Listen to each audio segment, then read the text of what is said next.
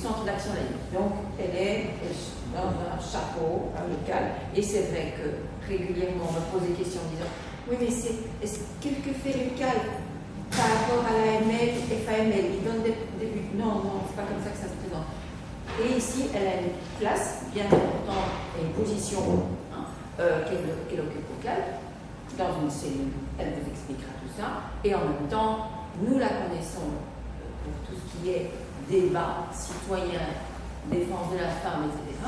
Et aujourd'hui, c'est son intervention par rapport à son bouquin, mais aussi, si vous regardez sur Facebook, il y a pour l'instant une plateforme avortement, elle vous en parlera parce que le 21 juin, il y a une plateforme internationale, un colloque international.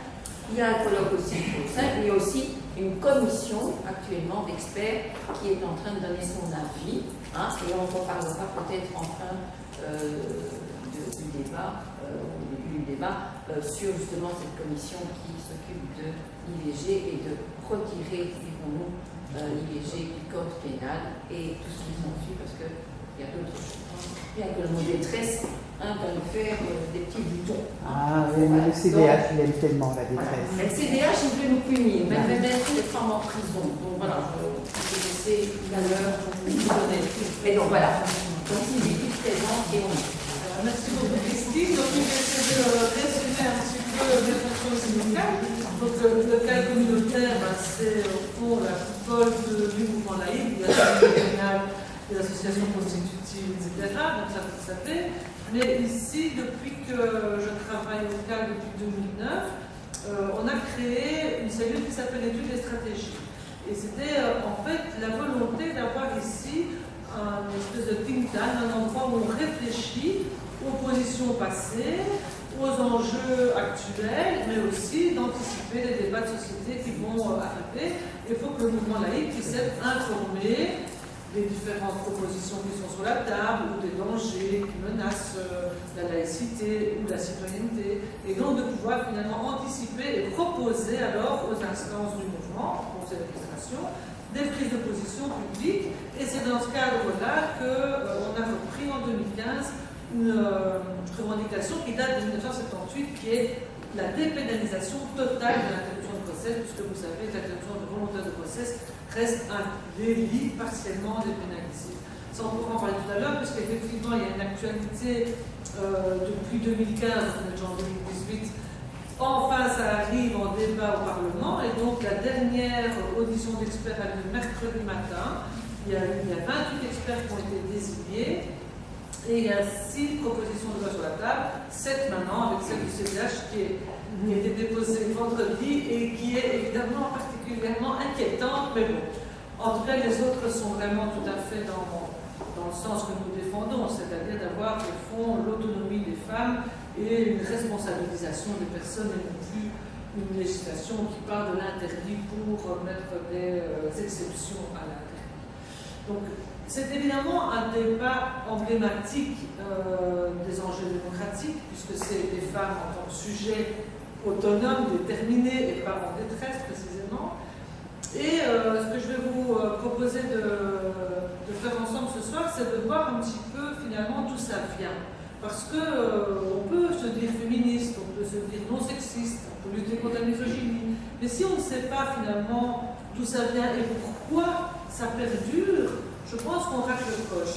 On a beau faire des lois pour l'égalité entre les femmes et les hommes est inscrite dans la Constitution depuis 2002, donc on est 16 ans plus tard, et ça n'est toujours pas une réalité. Et ce n'est pas parce qu'il y a de la mauvaise volonté, il y en a qui ont de la mauvaise volonté, mais il y a aussi finalement des structures à la fois mentales et même aussi des problèmes structurels liés au développement de sociétés qui font que ces atteintes à l'intégrité des femmes, finalement, restent majoritairement ancrées dans la population, mais aussi dans la législation.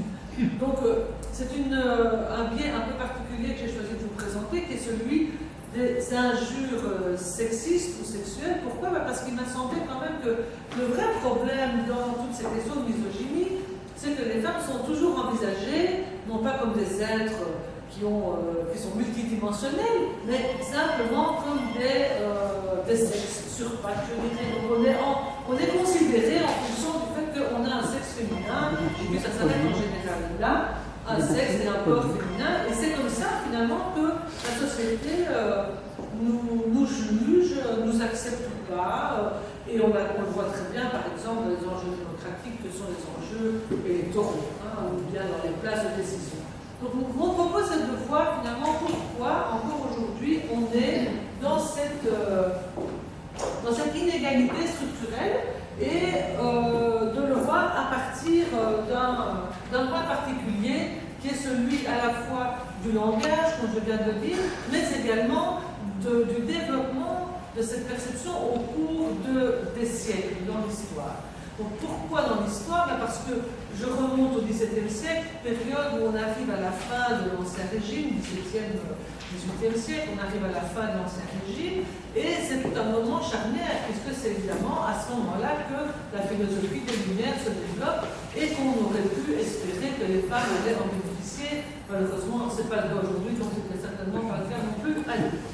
Donc voici, pour commencer, une petite mise au point sur le mot injure ou insulte, pour bien comprendre que finalement, la question de l'injure n'est pas seulement une question langagière. Vous voyez ici qu'en fait, au départ, dans l'origine latine, c'est une violation du droit. C'est un tort, un dommage, et ça a dérivé dans le sens de paroles blessantes.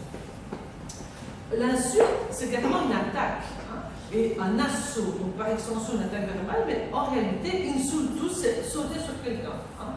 Et on voit bien finalement que la question de l'outrage que l'on va voir au cours des siècles, eh bien, elle est focalisée chez les femmes sur la question de la sexualité. Alors voici quelques mots qui sont parmi les plus fréquemment utilisés pour insulter les femmes. Et on va les voir un par un parce qu'ils sont très éclairants. Et je vais vous demander votre participation. Donc écoutez bien parce qu'il y a des points communs, il y a des constants. Alors on va essayer de les écrire tout de suite. Alors l'allumeuse, c'est une femme qui est aguichante, provocante et qui tente de réveiller le désir masculin, mais qui ne va pas plus loin. Alors c'est un grand classique de l'injure sexiste. Et c'est intéressant de voir qu'au fond, finalement, elle va pas plus loin, c'est-à-dire qu'elle allume, mais elle n'est pas en capacité, ou en tout cas, elle ne va pas jusqu'à l'acte. Alors la bécasse, ça c'est une ignorante, c'est une jeune fille qui n'est pas capable de... Ça ne va pas? On est sur la ligne. Ah, voilà, très bien, merci. Ah oui, d'accord. Est-ce que c'est suffisamment contrasté, ou bien vous voulez... Oui, ça va pour lui? Oui. On pourrait peut-être éteindre une grande... Là-bas, peut-être... Ceci, voilà. Oui. Voilà, donc la bécasse, c'est une jeune fille ignorante et qui n'est pas capable de comprendre, de satisfaire le garçon. Donc finalement, elle est dans une incapacité sexuelle également. Et remarquez la comparaison animalière, puisque vous savez que une bécasse, c'est une volaille. Alors, la bimbo, elle était cervelée et vulgaire, et on peut se poser la question, est-ce que cette bêtise et cette vulgarité, c'est une constante ou pas dans les insultes à l'égard des femmes? Bon, la bitch, vous savez ce que c'est? En français, c'est la putain, mais en réalité, à l'origine, c'est un mot qui veut dire chienne. Oui. Donc, on voit de nouveau, tiens, il y a une allusion animalière. Alors, la bougresse, ça c'est très intéressant parce que la bougresse, c'est une coquine appétissante et qui est finalement une femme qui aime la chose. Alors que quand on voit le mot original, qui est le mot bougre, eh bien, ce sont des moines qui étaient sodomites. Mais ce mot a perdu toute connotation sexuelle aujourd'hui, et au contraire, on va dire un bon bougre. Mais on va dire, la bougresse, celle-là, c'est plutôt péjoratif. Alors, la chaudasse, c'est une femme sexuellement très active, et là, on voit bien que la question d'être chaude, parce que voilà, ça a les chauds fessants, c'est accentué par le suffixe as qui ajoute une connotation vulgaire au mot, et que l'on retrouve d'ailleurs dans d'autres mots du même style, ici la chienne qui est la bitch, et elle, on dénigre sa vertu, et de nouveau allégorie animalière, Et il n'y a pas tellement de nuances entre chienne, chaudasse et pute, on va le voir. Alors le combat, ça vous savez que c'est non seulement le sexe féminin, mais c'est aussi le synonyme d'imbécile, d'idiote, et on aura un petit passage spécifique parce qu'il le mérite bien tant. Alors la connasse, là, on voit bien qu'avec le suffixe as, et c'est un mot qui était utilisé par les truands, donc c'est une prostituée, mais qui n'a pas de souteneur. Et donc, au fond, elle n'est pas digne, elle est hors cadre, elle est hors champ. Hein. Et il ne faut pas croire du tout que c'est le féminin de connard, parce qu'on dit souvent oui, mais on dit aussi d'un mec qui est un connard. Pas du tout, le connard, on le verra tout à l'heure, c'est une conjonction entre grognard et connard. Donc quelqu'un qui a des cordes de cocu. Vous voyez, ça renvoie à blondasse, radasse, pétasse, grognasse avec ce suffixe. Alors ça c'est intéressant, puis des rues prostituées, parce que la question de la rue, c'est bien aussi la question des femmes qui sont dans la rue, alors que les femmes elles doivent être à la maison, bien longtemps. Quand elles sont dans la rue, elles traînent, et ça ne va pas. Hein. Alors ça c'est très amusant, parce que moi, quand j'habite personnellement, je n'avais jamais entendu ça, mais dans les florilèges, j'ai fait un ranking de florilèges révolutionnaires, et apparemment c'est assez répandu de nos jours. Et donc, ça désigne à la langue populaire une femme qui a beaucoup d'amants, évidemment, c'est pas considéré. Et ce que je trouve intéressant dans ce mot, c'est finalement le fait que c'est considéré comme un réservoir. Donc, on n'est même plus dans l'animal, ici on est carrément dans, c'est pas vraiment un objet, mais c'est entre l'objet et le lieu, hein, donc inanimé. Alors la gaffe, c'est un peu la même chose que bourg. Hein, c'est toujours une gaffe, c'est toujours assez péjoratif, parce qu'un gars, c'est un bon gars. Hein. Et la gaffe manifeste une frénésie sexuelle assumée. Voilà. Et après, elle ne regarde plus le gars, elle dit ça c'est vraiment un truc celui qui a droit à des égards. Hein. Et l'envers, chez les hommes, c'est un peu le cas du conjuganisme. Et donc, finalement, la garce, c'est un dérivé de garce, parce que c'est donc un comportement un peu masculin. C'est-à-dire qu'elle drague, elle y va, et puis après, elle laisse tomber quand elle a vu ce qu'elle veut. Alors, voici notre grognasse. Donc, alors ça, c'est très intéressant aussi, parce que c'est une pétasse de mauvaise humeur. Hein. Donc, c'est comme les grognards de Napoléon qui étaient réputés de très mauvaise humeur. Alors, elle est bruyante, alors que la fantasme, elle sautait, on va la voir. Et on le retrouve, par exemple, chez San Antonio. C'est pas Madame Berruyer et une grognasse. Hein. Mais alors, il y a aussi une petite ogresse nymphomane. Ça, c'est encore une autre dimension de cette pauvre grognasse qui, décidément, elle en a beaucoup sur la tête. Bon, la gueuse est une femme de mauvaise vie, de nouveau, qui a beaucoup d'amants. Ici, ça c'est amusant aussi parce que la mal baisée, c'est une insulte très répandue, mais finalement, celui qu'on insulte là-dedans, c'est pas tellement bien. Hein, parce que si c'est pas bien s'y prendre, c'est quand même pas tellement valorisant pour lui.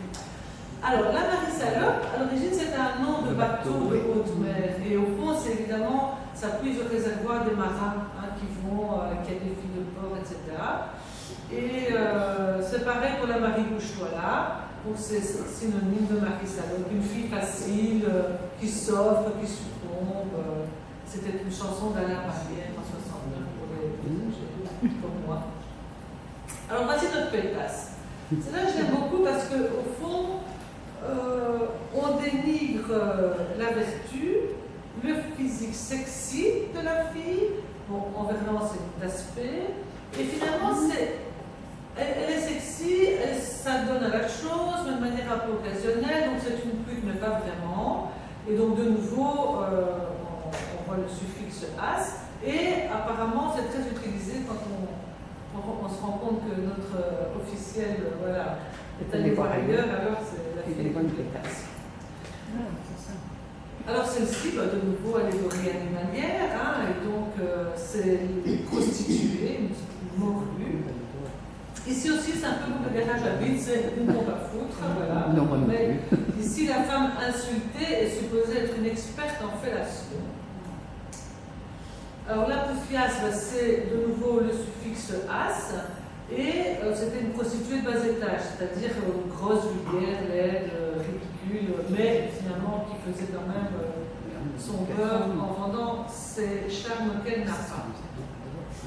Alors celle qu'on connaît évidemment c'est la putain, et ça c'est vraiment intéressant parce que qu'est-ce qu'on voit dans ce mot qu'on connaît mal finalement, c'est que ça vient du latin putere qui veut dire pourrir.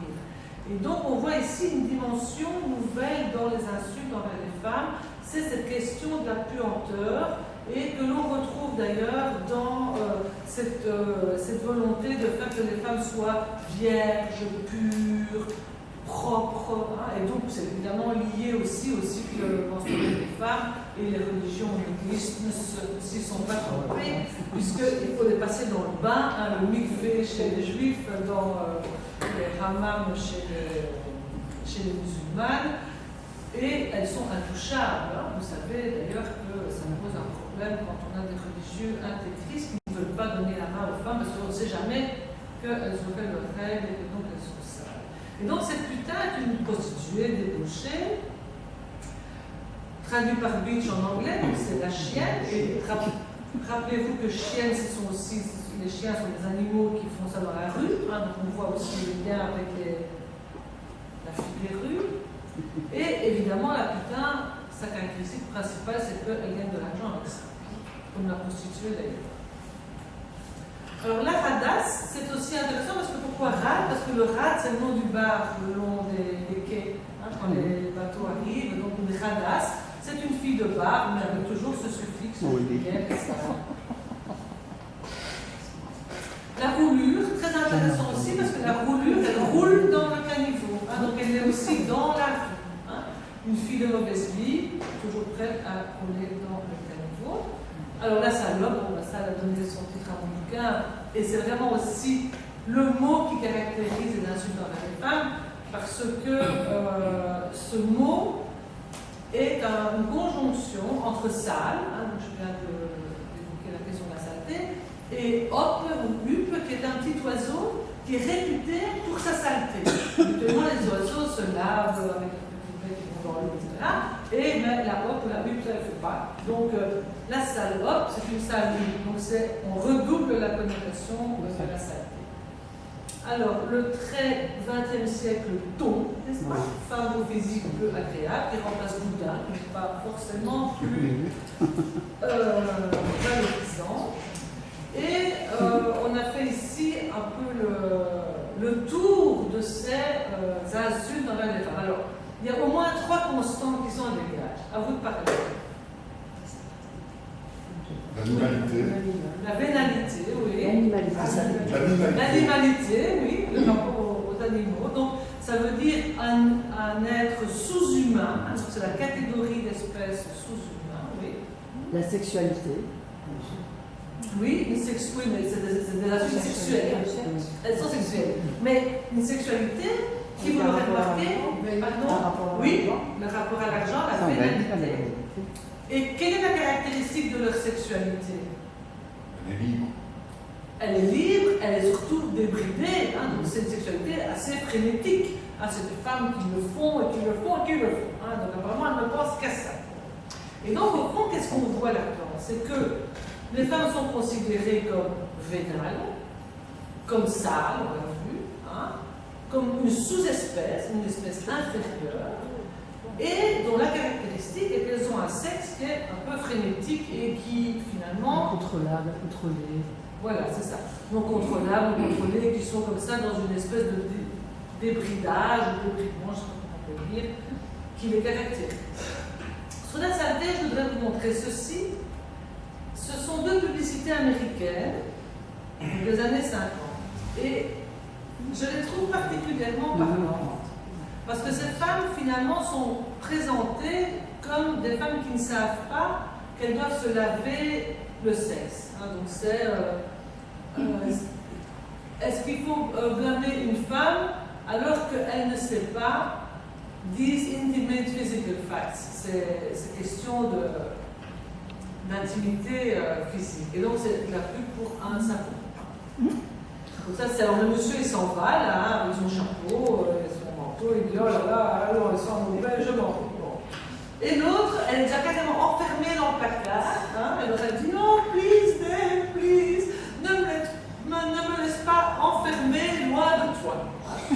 Et donc, on voit aussi que, alors c'est often a wife fail to donc elle se néglige, elle néglige son intimité, et donc il ne faut pas s'étonner que son mariage bâcle et que lui qui s'en va et qu'elle se retrouve toute seule sans lui. Donc on est quand même un peu étonné de se dire, waouh, quand même ça, hein, donc c'était pas je sais pas moi, dans un temps préhistorique, hein, il n'y a pas si longtemps que ça. Donc voilà, autant dit John incapable de savoir que finalement leur sainteté est rédhibitoire. Alors, c'est un livre sur les injures sexuelles et j'ai voulu faire un petit passage pour les garçons pour voir si finalement c'était différent. Est-ce qu'on les insulte sexuellement aussi? La réponse est oui, mais on l'a vu moins fréquemment. Et qu'est-ce qu'on leur dit? Alors eux, voilà, ils lèvent et on va aussi les passer à part parce que ça va être. Alors Pouille-Molle, bon, lui, alors là, c'est quand même pas très valorisant, mollesse des testicules, bon, même si on sait finalement ça n'a rien à voir avec la puissance, mais bon. Alors le suivant, enculé, bah oui, donc en fait, il fait ça là, par derrière, en parfait, en manché, plus élégant, sodomie. Enfoiré, c'est la même chose. Et vous voyez que la notion de la saleté intervient aussi. Mais pourquoi, en fait, ça ne vise pas un homme hétérosexuel, hein, ça vise évidemment les homosexuels. Donc ceux qui ne correspondent pas au mythe de la virilité, les castrés, les femmelettes, les impuissants, c'est-à-dire ceux qui ne sont pas dans cette puissance masculine que l'on vénère. Et donc on voit bien que chez les femmes, quand on les attaque parce qu'elles sont frénétiques, alors qu'elles devraient être faibles et surtout qu'elles ne doivent pas bouger, bon, et surtout pas dans les rues, tandis que les garçons, on les attaque parce qu'ils ne sont pas assez virils, pas assez actifs. Hein? La vête, voilà, l'idée, évidemment. Alors ça, c'est l'inverse, celui-là. Lui, c'est un queutard, donc il est viril, mais bon, comme il fait ça de manière un peu trop, apparemment, frénétique, il n'échappe pas. Maintenant, il y a une exception, il faut bien. Voilà. Tête de con, ça c'est aussi amusant, parce que c'est finalement comme si on compare la tête au sexe féminin, parce que le con, c'est le sexe féminin. Hein. Et donc ça fait perdre toute capacité intellectuelle, et on ne l'a pas encore trop vu dans les insultes envers les femmes, mais quand même, hein, voilà, il y a quand même cette connotation qu'elles sont inconscientes, elles sont cervelées, aux têtes de nœud, ça fait tête blanc, voilà. Alors le connard, comme je le disais, c'est un mix entre cornard, donc quelqu'un qui a des cornes de mari trompé, et de con. Parce que le con, évidemment, il est con. Ça, c'est sa définition, en tout cas sa définition contemporaine, parce que ce n'était pas du tout le cas durant le Moyen-Âge. Le mot con, désigné de sexe féminin, était un mot du langage très poétique. Il y a des licences poétiques, des mots où c'était ton joli con mamie, voilà, bon, c'était pas du tout d'un langage poétique. Ça vient de Conin, qui veut dire petit lapin, qui a donné Conin en flamand, l'allusion à la pilosité, quoi. Voilà, à la pilosité. À la pilosité. Du lapin. D'ailleurs, le lapin de l'école. Donc ici, voilà, bon, l'idiote, elle s'est même pas envie de dire qu'elle était chef du bâton. Mais là, aujourd'hui, on a un peu avancé dans ce registre, puisque finalement, on est aussi un peu blonde. Hein. Quand on est blonde, ça veut dire qu'on est belle. Hein. Alors celle-là, je l'aime beaucoup. Alors celle-ci, j'aime aussi beaucoup, beaucoup. À quoi rêvent les blondes? Irrésistible, au moins 7 minutes d'intelligence par jour. Oh. Ça, c'est très récent, hein, ça ne pas des années 50. Hein. Alors, tout ça pour dire que finalement, on pourrait se dire, oui, enfin, c'est de l'humour, on rigole avec tout ça. Mais en fait, on ne rigole pas tellement. Parce qu'en France, ils ont un observatoire de la discrimination. On n'a pas ça en Belgique de la même manière. On a un institut pour l'égalité, mais on n'a pas les mêmes études. Donc ici, ils ont fait une étude de 2007 à 2013. Et qu'est-ce qu'on voit? La proportion d'hommes et de femmes de 14 ans et plus s'étant déclarées victimes d'injures hors de leur ménage, donc des injures à caractère sexiste. Donc vous voyez que pour les filles, c'est évidemment assez explosif. Bon, c'est pas pour ça que les hommes ne le sont pas, mais c'est quand même moins. Et alors, ici,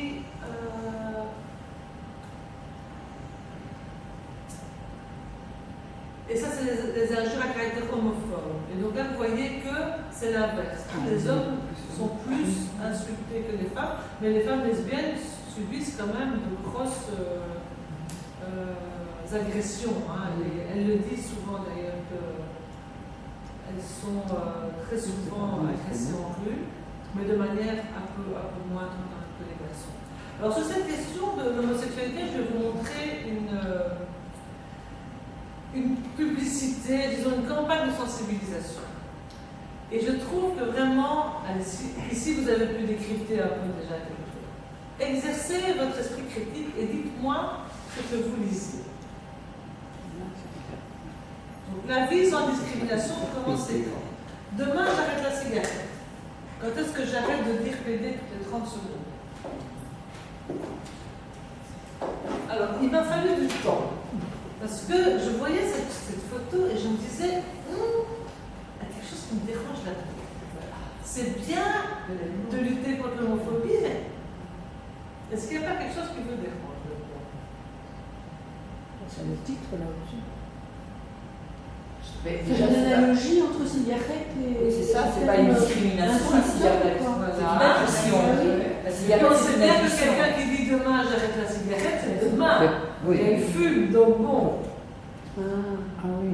Donc ça veut dire qu'elle est un peu inconstante, parce que si elle voulait arrêter, elle Mais arrête. d'ailleurs, c'est une blonde évaporée. Voilà. Alors, en fait, le pire là-dedans, c'est ceci. Je vais vous montrer ce qu'elle a dit. Ça, c'est ancien, non, comme publicité. C'est en 2007, donc il y a 10 ans. Et alors, le pire là-dedans, c'était que... C'est français? oui, c'est français. Ah, ça va. Le pire, c'était le générique de la campagne. Parce que comme ça me dérangeait, j'ai été retrouvée cette campagne. Je me suis dit, c'est bizarre. Et je n'ai pas retrouvé la campagne dans sa totalité, mais voici le baseline, donc le slogan qu'il y avait en dessous. Journée internationale contre l'ignorance, la bêtise, la haine et la discrimination. Ben voilà, on a une belle blonde, hein, on lutte contre l'ignorance, la bêtise et la discrimination. Et donc on voit que même quand on veut faire une campagne de sensibilisation, on est quand même imprégné par des stéréotypes. Donc le boulot qu'on va faire aujourd'hui, ensemble, c'est d'où est-ce que ça vient? Alors c'est un phénomène séculaire, hein, voilà. Ici c'est une phrase de Herbert Marcuse, qui est un penseur marxiste que j'aime beaucoup, qui a écrit sur Eros et civilisation. Et donc il dit voilà, la femme, on en est venu à la considérer comme un être inférieur, plus faible, auxiliaire, appendice de l'homme, objet sexuel, outil de reproduction.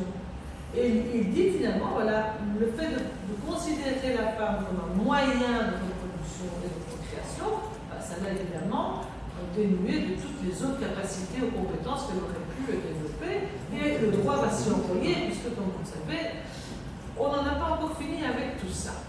Alors, historiquement, je vous ai dit que je voulais remonter à partir du XVIIe siècle. Pourquoi?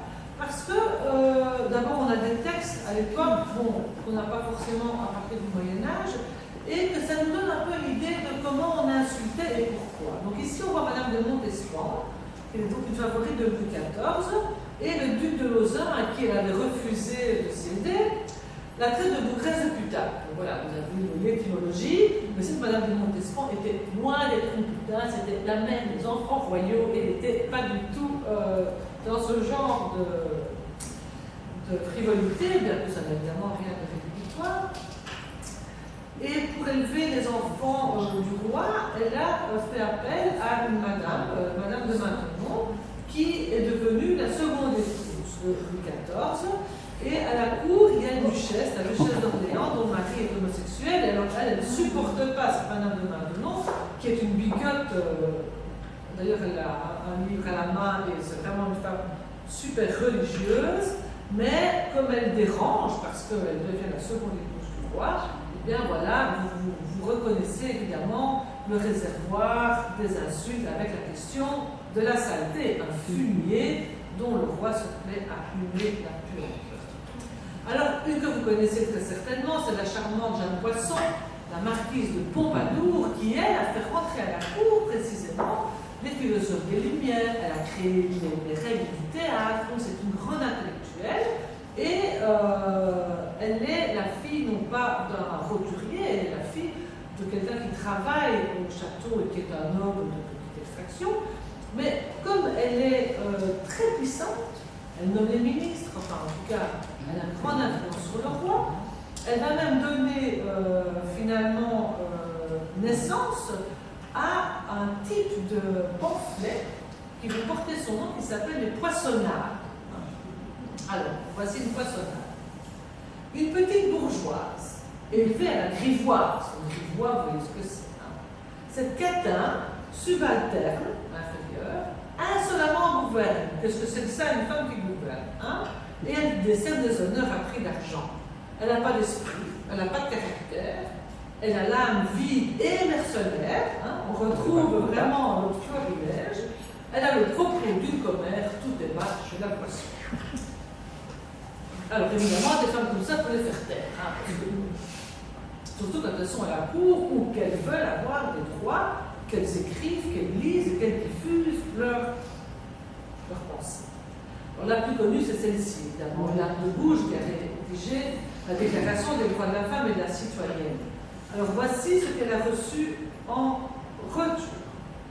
Remarquez qu'elles sont toutes toujours représentées à l'écritoire, hein, avec un livre, un journal.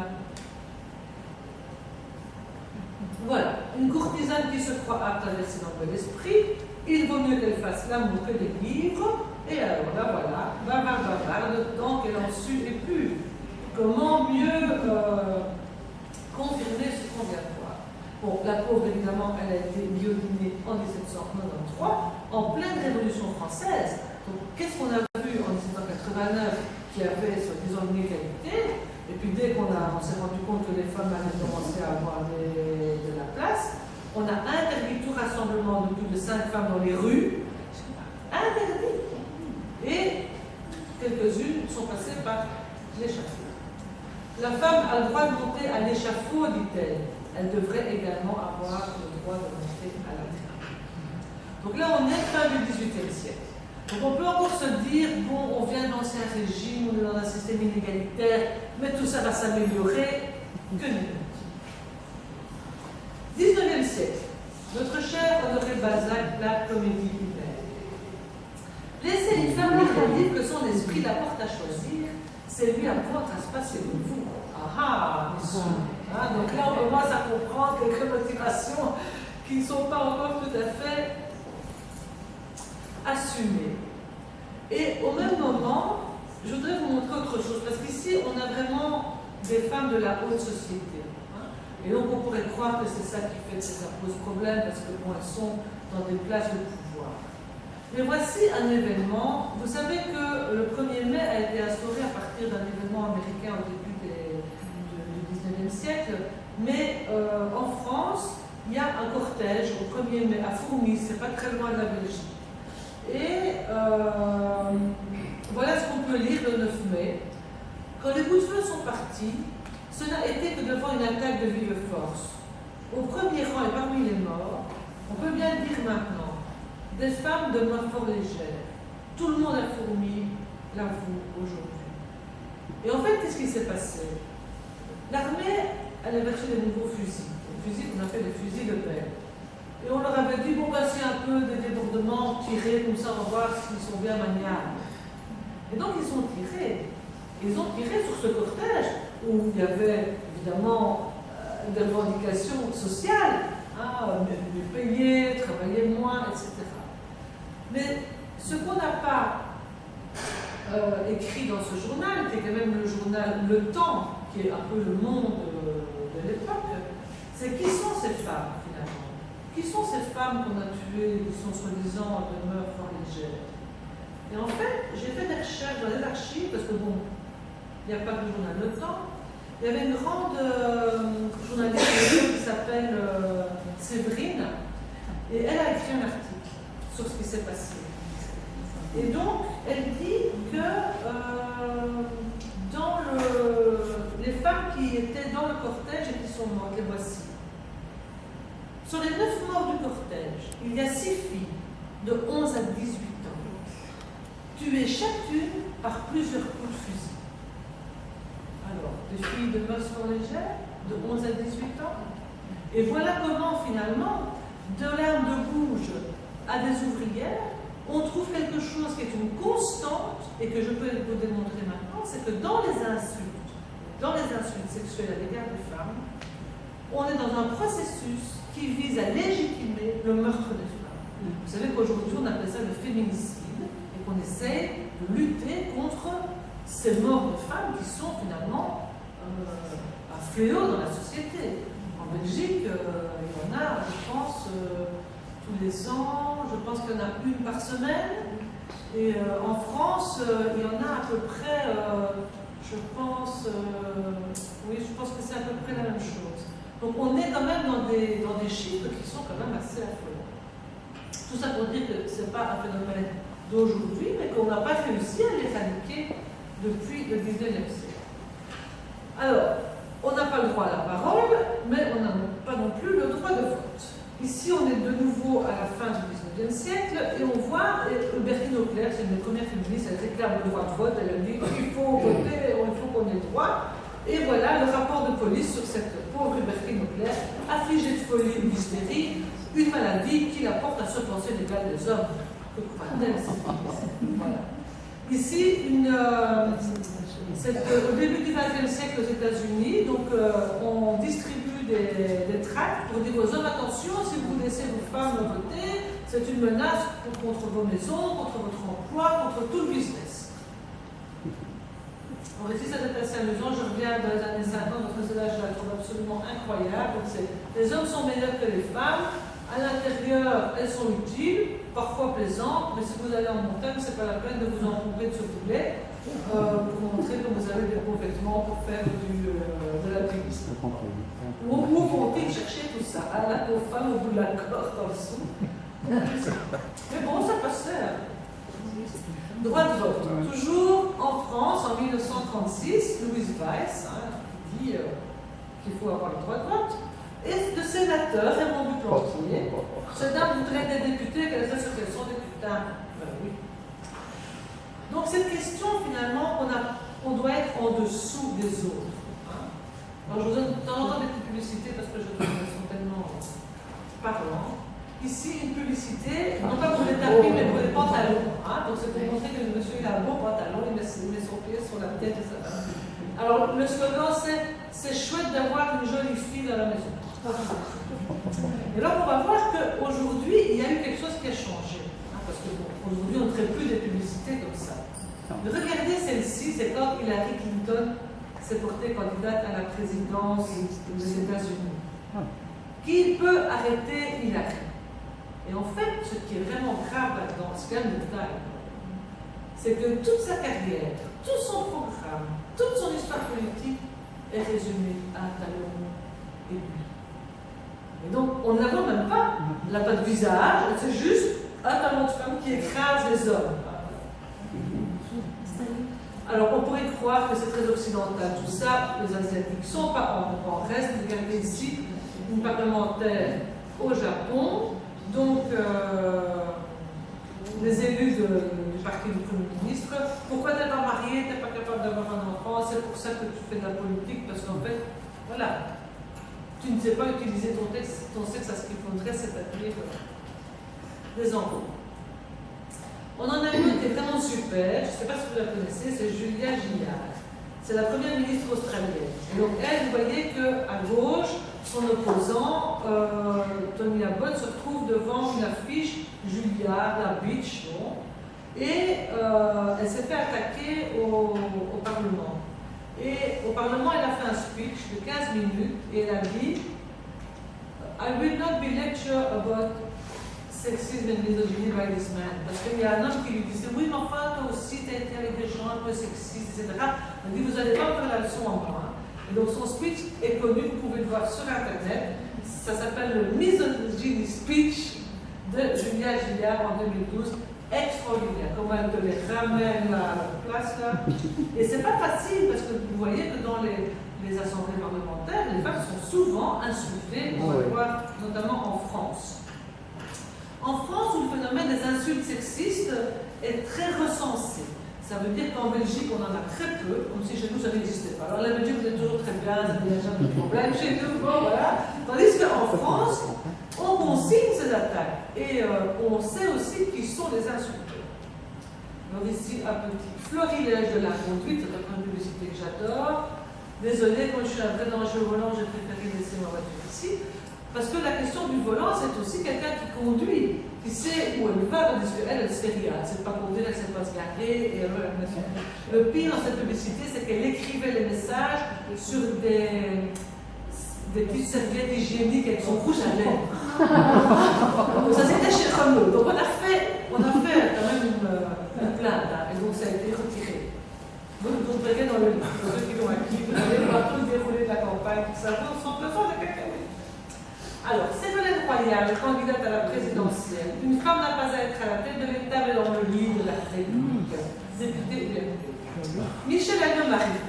On a un vagin comme président, un membre de son parti.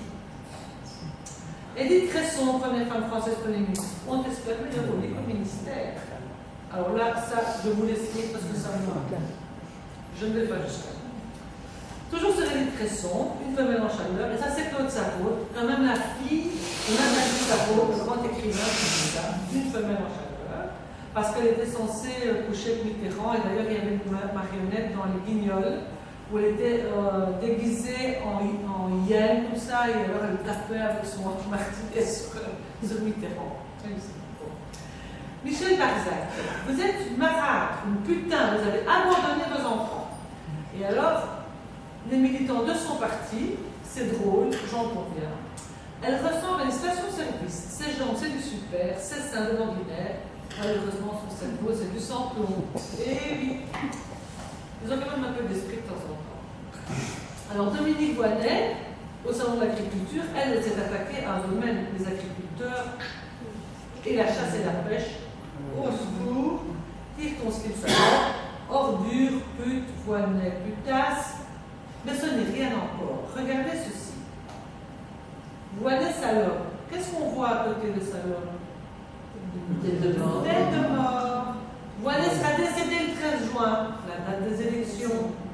Voynet et Daniel Cohn-Bendit, c'était son pendant au Parti écolo, deux têtes à abattre. Donc vous voyez que la question, ça glisse très rapidement sur non seulement la question physique, mais sur la suppression même de la personne. Alors ici, Aurélie Filippetti, qui est devenue ministre de la Culture ensuite, elle était encore que jeune députée. Nicole Notat, alors ça aussi c'est une constante, salope tombée là, donc c'est souvent les salopes pendant la guerre qui couchaient avec les Allemands. Alors là, donc son homologue, elle est quand même dirigeante de la Confédération syndicale CFDT. Son homologue à Foursournier, elle prend ses vacances dans le sud de l'Espagne parce que là-bas, les taureaux ont des petits couscous. On ne sait pas très bien à quoi ça sert, dans les petits couscous, un taureau, mais donc on voit de nouveau la question animalière. Il faut quand même aussi. Alors, Anne-Marie Comparini, ex-députée, magistrat, salope. Bon, alors lui, il a été filmé, il a dit ça à la sortie d'un meeting, donc ça a fait le buzz.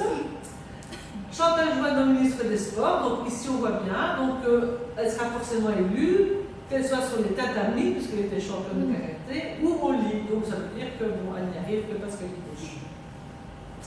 Et puis celle-là, vous la connaissez, la jolie Najat Vallaud-Belkacem, vous dire que bon, la photo est très élégante, elle montre ses jolies jambes. Mais voilà, Frank Keller, qui est un député européen, qui dit, mais enfin, on peut se poser la question de savoir ce qu'elle a utilisé comme argument pour convaincre Hollande de la nommer à un grand ministère. Parce qu'on est quand même ici dans les années 2000, donc un petit ministère, la famille, les autographes, ça va, mais l'éducation nationale, un des plus gros budgets d'État, ça, on n'accepte pas. Alors, Dominique Perben, qui essaye de venir au secours du précédent, il dit comment ça va, elle abuse de son charmant sourire. Et genre, en fait, non, bon, ça ne va pas du tout. Et donc, voici la conclusion de Laurence Rossignol que je trouve assez amusante. En politique, on aime les femmes jeunes et jolies. Vous connaissez beaucoup de sénatrices qui ont l'air de Jean-Claude Gaudin, 74 ans. Non, en fait. Et donc, mis à part ce jeunisme, je voulais vous montrer encore quelques petits exemples, on a presque fini. dont un qui m'a beaucoup choqué. Donc on est en 2014 dans une émission sur Radio Monte Carlo qui s'appelle After Foot et on est au mois de février. Et le conseiller média d'émission, il a un blog sur internet pendant l'émission, il dessine, il envoie des phrases, des blagues, etc. Et alors voici celle qu'il a trouvée à poster. Qu'est-ce qu'il y a en février? Elle répond: la Saint-Valentin, la Ligue des champions du beach. Et on voit du sang qui gicle. Et donc, heureusement, donc on est en 2014, heureusement, tollé sur la toile, les gens ont téléphoné, qu'est-ce que c'est que ça? Il a été quand même remis à sa place. Pour dire qu'il a quand même fallu attendre 2014 pour qu'il y ait des réactions en chaîne. Et donc, c'est ce que j'appelle dans mon livre l'heure de la riposte assommée. Notamment parce que des jeunes femmes ont décidé que ça suffisait de se faire insulter de la sorte et qu'il fallait finalement renvoyer à l'envoyeur. Et alors ici, j'aime beaucoup, c'est le Charles Walk, ça veut dire le chemin de craie. Et là où elles se sont fait insulter, elles écrivent à la craie, voilà, ici on m'a dit ça. Et on l'a fait à l'ULB il y a 6 mois. Et donc les filles, les étudiants de l'ULB devaient écrire où elles s'étaient fait insulter. Toute l'allée était remplie de craie. Donc ça veut dire que c'est tout le temps. Voilà. Alors celle-ci, elle dit: c'est pas parce que je me déplace dans l'espace public que mon corps est un espace public. Je trouvais que c'était assez joli. Et donc dans la foulée, on a vu apparaître d'autres formes de riposte, notamment des blogs qui s'appellent Peita Schneck, Peita Rob, etc. Peita Schneck, c'est la première, c'est une Alsacienne qui avait écrit ça parce que Schneck, ça veut dire la chatte en alsacien. Et elle voulait dénoncer sur Internet tout ce qu'on disait sur sa chatte en rue. Elle disait: c'est pas possible, on dit toujours pas toujours dans ma chatte, je suis quand même quelqu'un, je sais pas, j'ai une tête, j'ai un métier, j'existe, je ne suis pas qu'une chatte. Et au fond, le monde pose la question de savoir, tiens, voilà, toutes ces plateformes qui recueillent des anecdotes, le sexisme, etc., finalement, à quoi ça sert? Eh bien, je vais vous montrer à quoi ça sert. Peita Schneck, après 24 heures, a déjà reçu 150 témoignages de harcèlement sexuel et agression sur mineurs. Okay. Donc au fond, qu'est-ce que ça veut dire? Ça veut dire qu'en partageant son témoignage, et en partageant aussi la façon dont on répond aux insulteurs, eh bien, quelque chose se met en route de cette riposte. Ça veut dire qu'on n'est pas simplement une victime. On est quelqu'un qui est dans un phénomène de société et qui peut, avec les autres, dire que ça suffit. Et je vais vous donner un bon exemple. Je n'ai pas la photo ici, mais vous chercherez sur Internet. C'est une petite néerlandaise qui se faisait tout le temps insulter aussi dans la rue, t'es bonne, enfin. Donc elle s'est dit, moi je vais les prendre à leur propre jeu. Et elle a dit, je vais pendant 15 jours, je vais proposer à tous ceux qui m'insultent de faire un selfie avec moi. Et donc, chaque fois, le type disait: alors elle disait: ah oui, je suis bonne, allez, viens, on fait un selfie. Alors elle faisait un selfie, clac, vite, elle écrivait au-dessus ce que le gars avait dit, et elle dit: bon, bah voilà. Et au fond, c'était très malin, parce que le gars, finalement, il avait l'air d'un idiot, et puis finalement, ça lui tombait dessus, parce que c'était écrit au-dessus de sa tête. C'était très, très malin. Alors, Paye ton journal, c'est quoi? C'est un site aussi, ou un Tumblr, un tutoriel, une page Facebook, qui décrypte les titres des journaux. Et vous allez voir à quoi je fais allusion: féminicide. À Paris, elle énervait son compagnon, il la tue et la met à la poubelle. Donc en fait, non, c'est pas du tout ça ce qui s'est passé. C'est il la tue, il la jette à la poubelle, point. Elle l'énervait, ça veut dire ça. Et donc, pourquoi est-ce que finalement c'est elle, en premier lieu, qui doit être mise en cause? Sa faute. Et donc, oui, voilà, c'est sa faute quelque part. Hein. Bon, il l'a tué, mais enfin bon, elle était là très grande.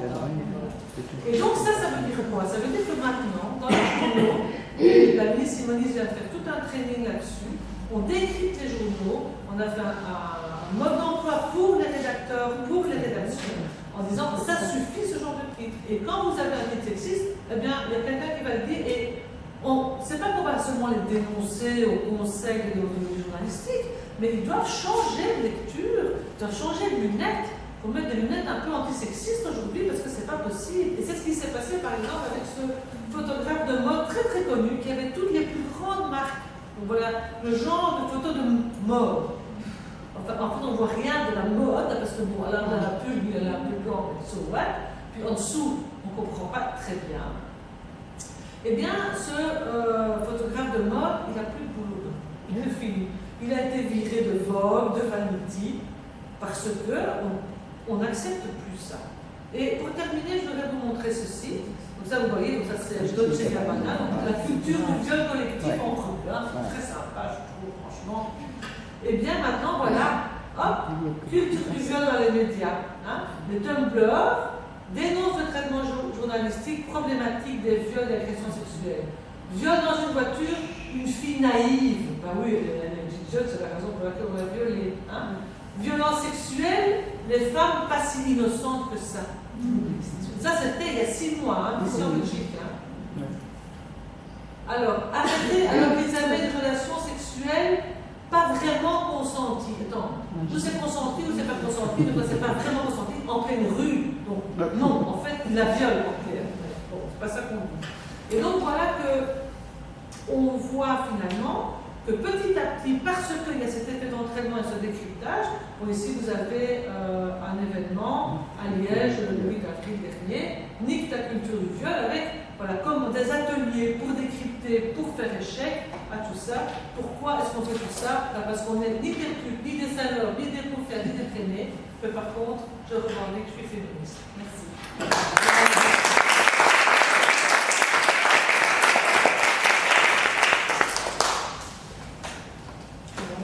Quelques questions. On peut te poser des questions. Bien entendu. Qui commence? On n'accepte pas, hein, on est bien d'accord. Oui. Juste pour une information, je trouve que la revue Femmes d'ici et d'ailleurs, française, contient plein de bons exemples, à des articles très bien rédigés, de belles photos, et décider de ne plus supporter aucune injustice. C'est bien écrit, c'est magnifique, et j'ai un exemplaire dans mon sac. C'est pas pour le vendre, pour le regarder. Oui, mais je suis folle de cette revue. Et on a là-dedans des informations qu'on ne trouve pas dans les journaux, puisque 80%, madame est journaliste, 80% de la presse rapporte des faits masculins et par des hommes. Donc, c'est difficile de trouver des nouvelles passionnantes, intéressantes, positives, et aussi des montrages du doigt quand c'est nécessaire. Merci pour l'info. Oui, merci. Oui. Et moi, je suis une 68 ans, donc j'avais 20 ans en 68. Et donc, je vois une évolution de la société. En 68, il y avait cet idéal de changer la société, d'une égalité. Les jeans, c'était symbolique de l'égalité homme-femme, on était tous habillés pareil. Et en fait, il y a une dégradation qui s'est faite petit à petit. Je ne sais pas si c'est lié aussi à une réaction contre d'autres cultures qui viennent se surimprimer à la nôtre et qui sont plus machistes. Donc je vois qu'il y a une sorte de recul par rapport à la liberté des femmes. Mais je vois aussi que, peut-être en réaction contre ça, eh bien, on doit être sexy. Hein, que ce soit dans la pub, dans la mode, je vois tout le monde, les jeunes filles, eh bien, elles doivent montrer qu'elles sont belles, sexy. Je pense que notre idéal, c'était de montrer qu'on était intelligente. C'était ça le deal avec les hommes. Nous affirmer par notre intelligence. Or, je vois qu'aujourd'hui, c'est effrayant. Je ne trouve plus un t-shirt avec un décolleté relevé dont on ne voit pas la ligne de mes seins, par exemple. Je trouve ça épouvantable. Et donc, voilà. Les hommes, sans doute, mettent tout ça sur le marché, parce qu'elles l'arrangent, mais les femmes pourraient aussi être un peu plus critiques, parfois, ou plus informées. C'est sans doute ça. Merci. Que penses-tu de ce journaliste qui a été viré parce qu'il avait parlé du beau temps et d'un décolleté? C'est ridicule. Oui, Ah. Oui, mais on est vraiment, je pense, dans un moment charnière parce que on confond l'agression et le stéréotype, qui est une forme d'agression, c'est-à-dire on réduit quelqu'un à sa dimension purement sexuelle, et une allusion à quelque chose qui est de l'ordre finalement du goût. Hein. On peut aimer ou pas les décolletés. Bon. C'était comme ici à l'ULB, on a eu le problème aussi avec mettez un mot décolleté sur notre robe pour avoir notre diplôme l'année dernière. Moi, je suis assez mal à l'aise quand on va jusque-là parce que je pense qu'au fond, ça sert plutôt les censeurs et les publics.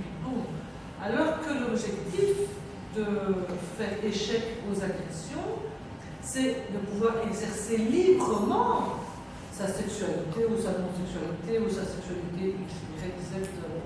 Et donc c'est très différent.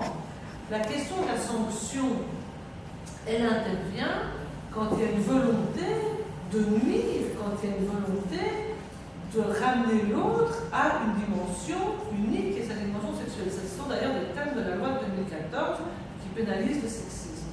Mais aujourd'hui, on voit que on est dans une... D'ailleurs, je vous conseille, il y a un article dans Le Monde de ce week-end là-dessus, sur le fait qu'aujourd'hui, tout le monde s'érige en censeur de tout le monde. On a tous quelque chose à dire sur ce qu'un tel a dit. Et ça, c'est évidemment dangereux, parce que ça veut dire qu'il n'y a plus de liberté d'expression. La liberté d'expression, on peut écrire des poésies licencieuses, ça ne pose aucun problème, mais ça n'agresse personne. Ceux qui ne veulent pas les lire, ils ne les lisent pas. Voilà. Et donc je pense que ça, c'est vraiment un travers de nos sociétés, mais ce n'est pas seulement par rapport à ce monsieur qui a dit ça, et c'était tout à fait ridicule. Qu'est-ce qu'on voit finalement? C'est que ces médias, qui n'ont jamais rien fait pour les femmes, il faut bien le savoir. Et c'est encore le cas aujourd'hui, le sexisme dans la culture. Je pilote pour la ministre des Droits des Femmes une commission art et culture dans la foulée de la commission qu'on a fait sur les médias. Je peux vous dire que le sexisme dans la culture, donc dans les théâtres, dans le cinéma, comme on l'a vu avec la Weinstein, mais en Belgique dans le théâtre, pour obtenir un poste, pour obtenir un salaire, pour obtenir un prix, dans les autres femmes, c'est niette, hein. C'est des hommes qui passent d'abord et qui gravent la mise. Hein. Et c'est fait de manière tellement naturelle, entre guillemets. C'est de la cooptation. Dans les jurys, par exemple, pour obtenir le prix pour avoir le prix pour un long métrage, etc. Sur 12 membres du jury, il y a 10 mecs et 2 femmes qui, finalement, comme elles sont deux, elles se contre l'une l'autre. Donc, on est quand même dans un moment où il faut sortir de cette misogynie généralisée. Attention, évidemment, tous les autres vont s'engouffrer dans la brèche pour venir fermer toutes les écoutilles sur les questions de la liberté. Et ça, c'est évidemment à nous à être plus vigilants et à ne pas tomber dans ce genre de travers. Et moi, j'ai été élue présidente du Conseil des femmes en février, et je ne vous dis pas le nombre de sollicitations. Oui, qu'est-ce que c'est que ça? Vous devriez réagir à ça. Et pourquoi est-ce que vous ne réagissez pas à ça? Enfin, je ne vais pas vous diriger. Par contre, sur la question d'Amso, l'affaire d'Amso, là, j'ai pris position avec ma précédente, avec la présidente précédente. Et quand j'ai été interviewée à la télé, etc., oui, mais enfin, la liberté d'expression, non, en fait, dire que tu vas pisser sur une fille dans une rigole après l'avoir violée en groupe, c'est pas la liberté. Voilà.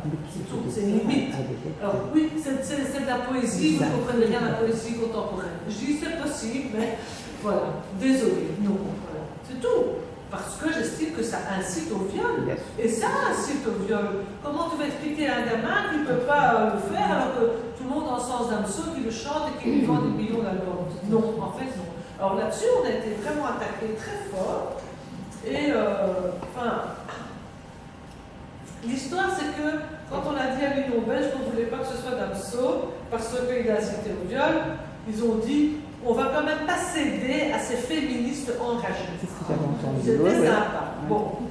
Alors, mais ils nous ont pas répondu à notre lettre. Ils ont dit ça comme ça dans la presse. On s'est dit, là, on va quand même pas se laisser faire. Donc, on a beaucoup réfléchi et on s'est dit, la meilleure chose, c'est le portefeuille. on va écrire au sponsor de l'Union belge. Et les sponsors, la première, c'est une femme, c'est la CEO de Proximus, qui a dit bon, en fait, moi, non, je n'ai pas d'argent pour promouvoir quelqu'un qui chante ça. Parce que, en fait, les gens ne comprennent pas ces paroles-là, cette espèce de. Je parle le mot.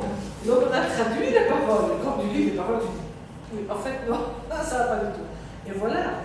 Mais je pense qu'on était vraiment clairement sur la limite entre la question de la liberté d'expression, mais pas de liberté pour agresser, pour ramener finalement cette culture du viol, de stéréotype. Oui. Est-ce que tu ne penses pas qu'il y a deux phases? La première, c'est que si on arrive à obtenir un salaire égal pour les femmes, ça va d'abord, je pense personnellement, changer pas mal de choses au niveau de l'attitude des hommes. De l'autre côté, c'est au niveau de la jeunesse, pour les sensibiliser et que finalement, on est tous égaux. Et voilà, je voulais un peu savoir ton opinion là-dessus. Alors, je vais commencer par la deuxième partie, bien entendu la jeunesse, raison pour laquelle on se bat pour l'éducation à la vie relationnelle, affective et sexuelle dès le plus jeune âge, dans toutes les classes, plusieurs fois par an, et on ne l'obtient pas. On ne l'obtient pas seulement parce qu'il y a des cadeaux à la tête de l'enseignement qui ne veulent pas parler de sexualité à l'école. On ne l'obtient pas parce que il y a tous les préfets de l'enseignement officiel qui sont parfois comme des parents, qui ne veulent pas qu'on parle de ça. Donc, vous avez parlé de questions de culture, de religion, c'est très clairement ça. Aussi, j'ai une question de budget. On ne met pas le budget, ça coûterait de l'argent de faire ça, mais en même temps, ça nous permettrait d'avoir une génération suivante qui soit même un peu plus réveillée par rapport à ça. Bon. Ça demande de l'argent, mais il y a des gens qui sont prêts à le faire, hein, il y a des gens qui sont prêts à se former pour faire ça. Et je pense que c'est indispensable. Franchement, c'est indispensable. Sur la question du salaire, on a une loi qui oblige à l'égalité salariale. Et donc, je fais une autre conférence sur cette question où je montre qu'en fait, quand il y a égalité salariale, au fond, il n'y a pas d'égalité salariale. Parce que, comment dites-vous? Le plafond de verre. Il y a le plafond de verre, il y a le fait qu'à travail égal, la nomenclature, donc le nom qu'on va donner au travail fait par la femme, va dévaloriser financièrement. Au fond, et des gens qui font le même boulot, si c'est un homme ou une femme, ça porte un autre nom, et donc dans les barèmes, ils n'ont pas la même chose. Et il y a toujours un gap qu'on n'arrive pas à identifier. Donc, même si on met la nomenclature, etc., il y a un gap qu'on n'arrive pas à identifier. Donc ça, c'est l'Institut qui a fait le jeu. Mais je voudrais dire aussi, je vais vous donner un exemple. C'était la fête des pères dimanche. Et je vois les homologues flamands, le Provoral, qui disent il faut 15 jours de congé de paternité quand il y a un petit enfant. Et vous savez ce qu'elle a dit, la Ligue des familles? Elle a dit qu'il ne faut pas 15 jours, ou en 15 semaines. Oui, Comme la maman, oui. parce que c'est aussi le père de l'enfant. Et que c'est justement pendant les 3 premiers mois qu'ils vont se partager les tâches, que ça ne va pas être maman s'occupe des ménages et de la cuisine et de faire les courses, mais que le papa, il a aussi le droit d'avoir un moment privilégié dans la toute petite enfance quand son enfant arrive voilà, dans la famille. Et moi je pense que ça c'est vrai. On se censure soi-même. Et la Ligue des familles disait oui on ne l'obtiendra pas, mais on le met quand même sur la table. Et moi j'ai dit que oui, il faut l'avoir. Pourquoi pas? C'est quoi le problème? Il va pas aller 3 mois à son boulot, la terre va pas s'écrouler, hein, c'est bon quoi. Et puis il faut aussi se partager. Comment? Et qu'un employeur n'aura pas à faire la différence pour engager. Absolument.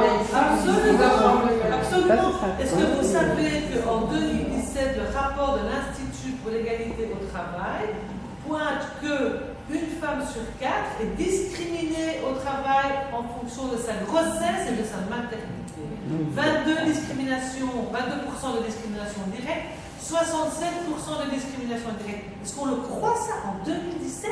Donc on va nous empêcher d'avoir des IVG parce qu'on n'a pas envie, mais t'es enceinte, tu vas au boulot, tu perds ton boulot, tu changes de poste, on te fait. Il faut arrêter à un moment. Et je vais en venir à ce débat sur l'IVG parce que je pense que pour moi c'est un indicateur de démocratie. Le fait que les femmes aient droit à faire l'amour et que s'il y a un problème, bon, d'abord c'est elles qui prennent la contraception en général. Ça ne marche pas parce que pour elle, tu dois aller faire une IVG. Et tu vas faire une IVG, ah oui, mais pas comme ci, mais pas comme ça, mais si tu veux, mais relais, attention, parce que c'est quand même pas bien. Et tu vas quand même apprendre à bien prendre ta contraception parce que tu n'es quand même pas assez maligne pour le faire. Mais le gars, lui, nix, hein. Contraception masculine, c'est des préservatifs, that's it, hein. On a essayé de donner des pilules, oh non, non, non, et on va nos effets secondaires, ben oui, nous aussi, on a donc ça, je pense qu'au moment, il faut aussi arrêter avec ce débat. Mais moi, j'en ai parlé en commission justice, j'ai amené la lecture féministe.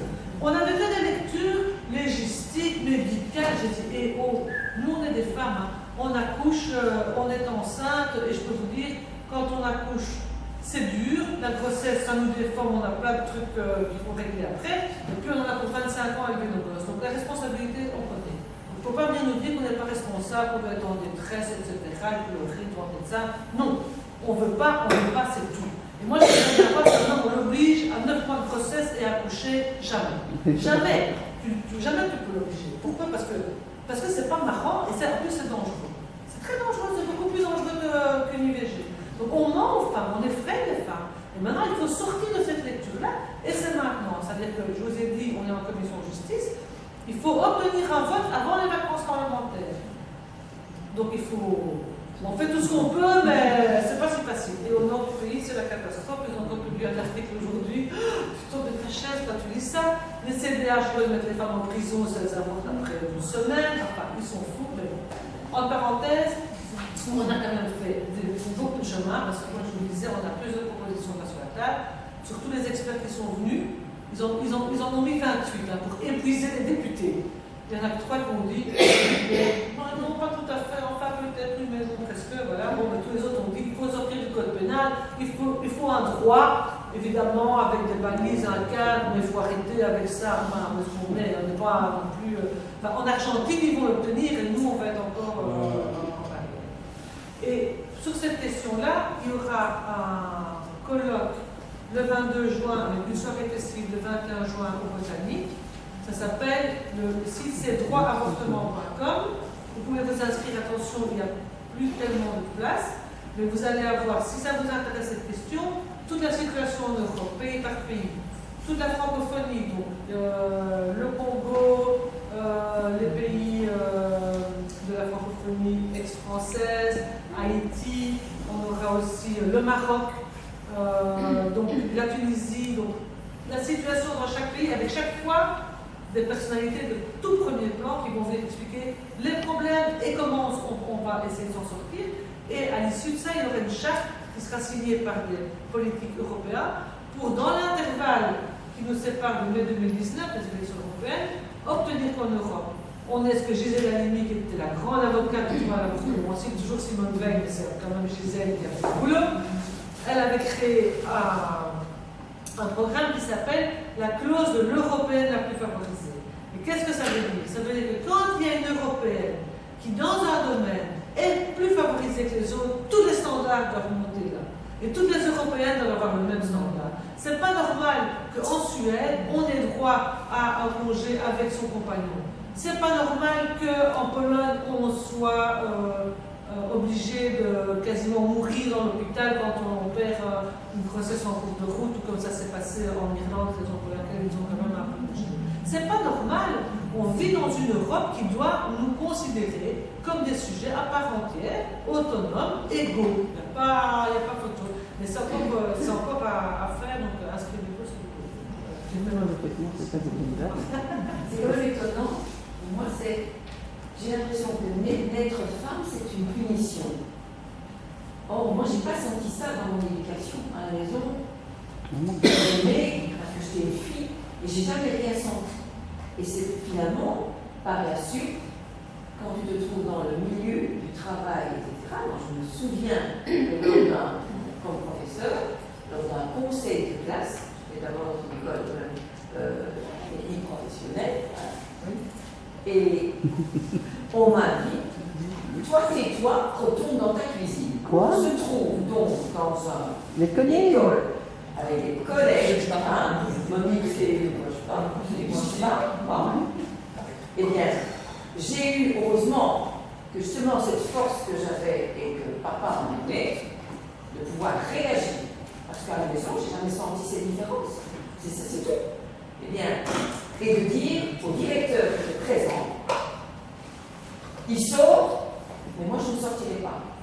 En plus, ce professeur avait bu pendant un épisode de fatigue professionnelle.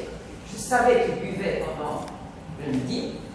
Donc, probablement, je peux dire que ivre ou légèrement ivre, ça dépassait sa pensée. Mais j'ai mis le corps professoral et j'ai mis les hommes devant leur. J'étais titulaire et je dis, je ne sortirai pas, mais lui doit sortir, il vient de m'insulter.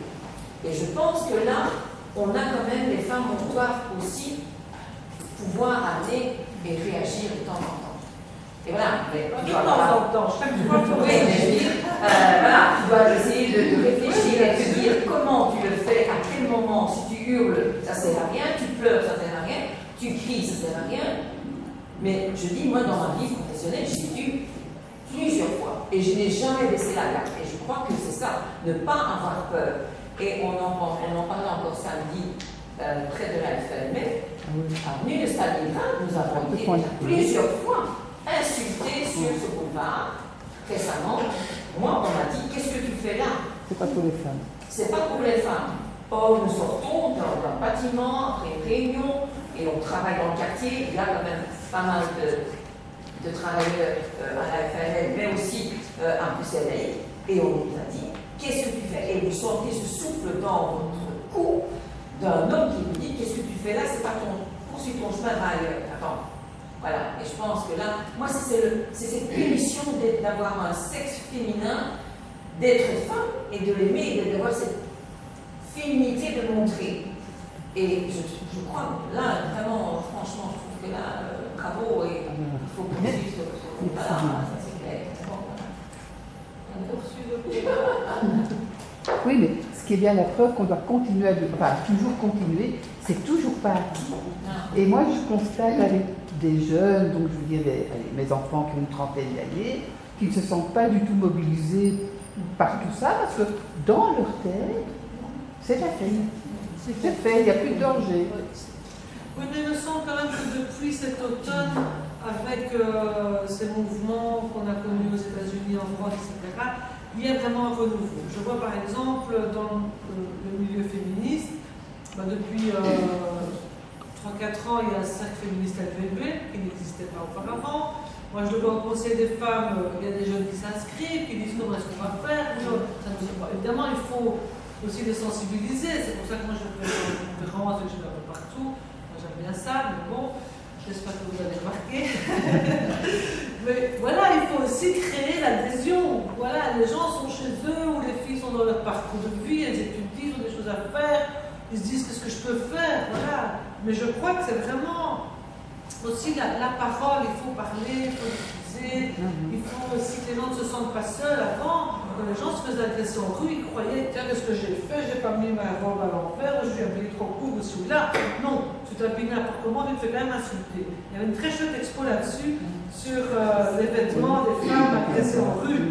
N'importe quel vêtement, c'est pas le vêtement. Donc, tout ça aussi, la question des stéréotypes, j'avais montré une autre fois, même en Belgique, les gens qui disent, oui, enfin, on posait la question, est-ce qu'il y a des circonstances qui feraient que lors d'un viol, il y aurait un peu des circonstances atténuantes? Les gens répondent oui. Oui, elle est montée chez le gars, oui, ils avaient vu, elle était habillée sexy. Tu dis, on se réveille là. Il l'a allumé. Parce que, en fait, ce sont des jugements moraux qu'on pose sur quelqu'un d'imaginaire. Mais si c'est ton enfant, jamais tu vas dire, bah oui, tu l'as bien cherché. Non, tu vas dire, enfin, ça ne pas. Voilà. Et donc, c'est aussi ce détachement. Et ça, je crois qu'il y a eu un gros travail qui a été fait par les religions, par les censeurs, les Budibons et tous les réals dans ce genre. Parce qu'il ne faut pas croire qu'avec les religions, le Front National, ils ont voté contre l'égalité des femmes et des hommes au Parlement européen. Moi, j'ai la photo, Marine Le Pen. Je vote contre. Ça va, et ça, je trouve qu'il faut montrer à toutes les filles du Front National. Elle est pour l'égalité, voilà. Non, mais c'est un fait, et en Belgique, on en a aussi, J'ai vu que le Parti populaire, avec un fait, je sais pas combien, c'est aussi des misogynes. Voilà.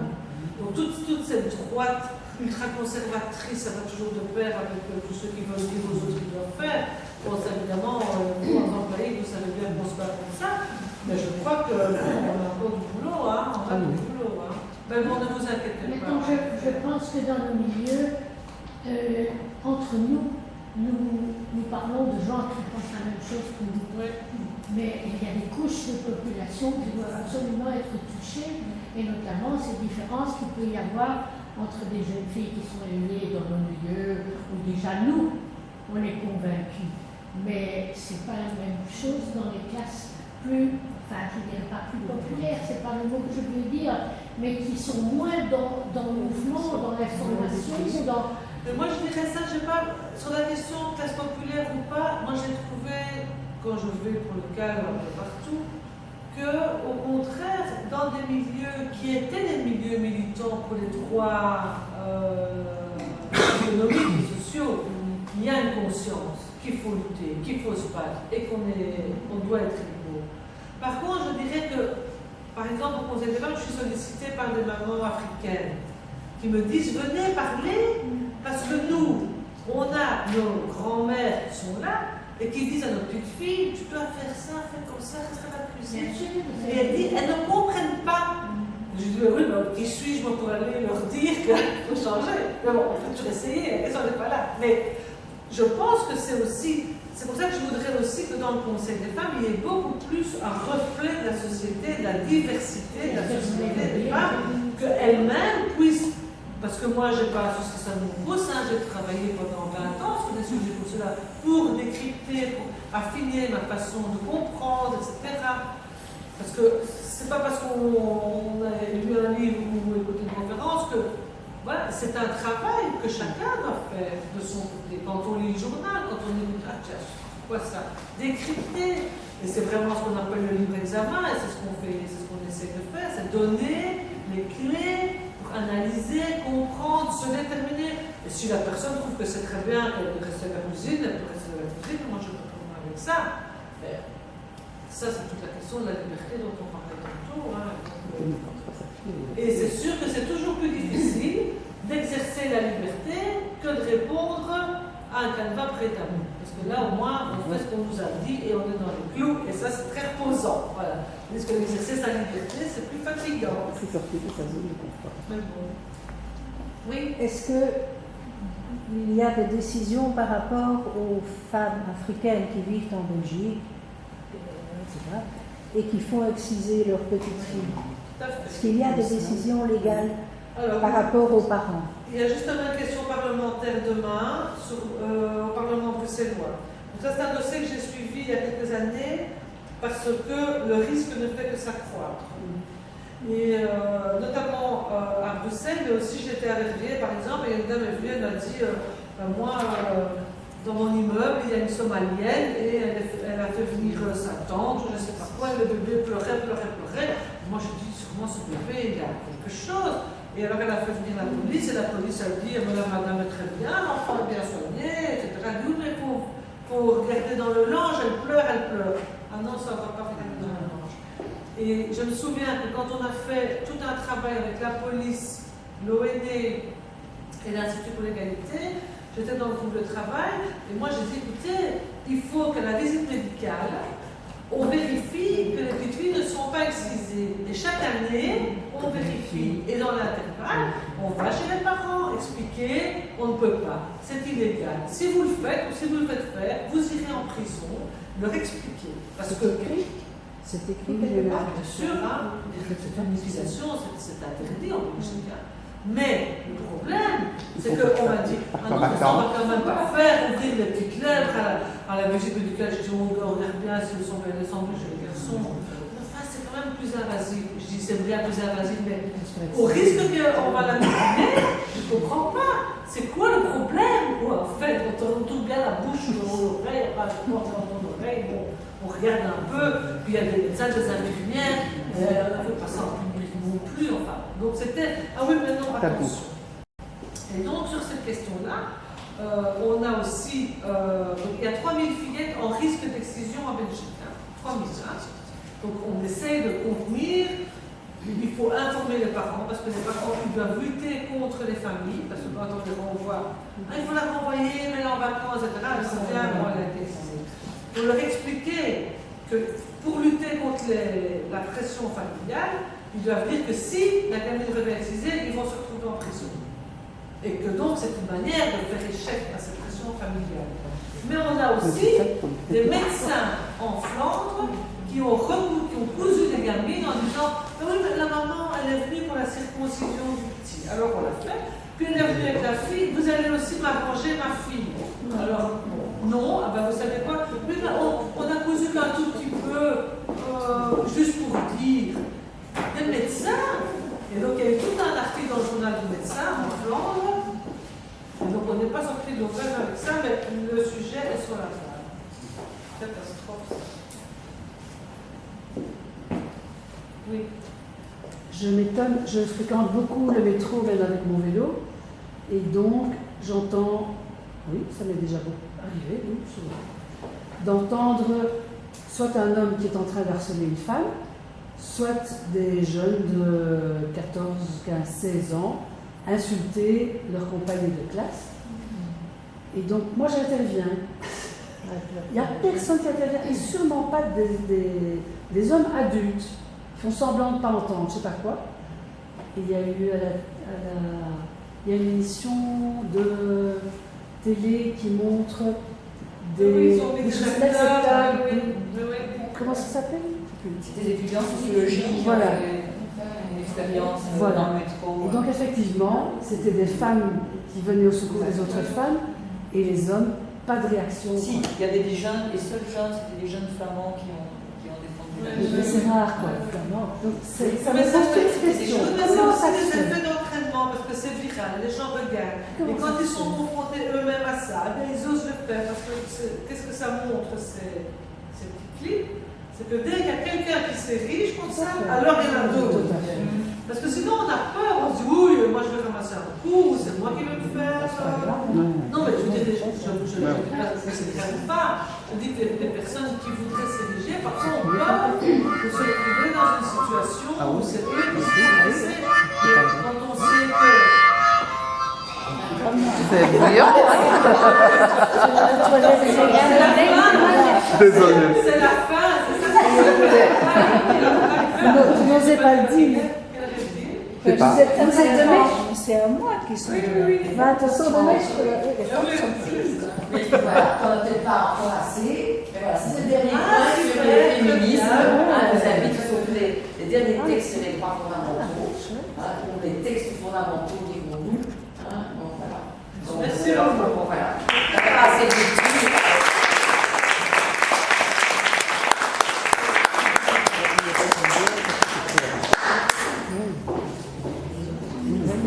Merci beaucoup pour votre présence. Mais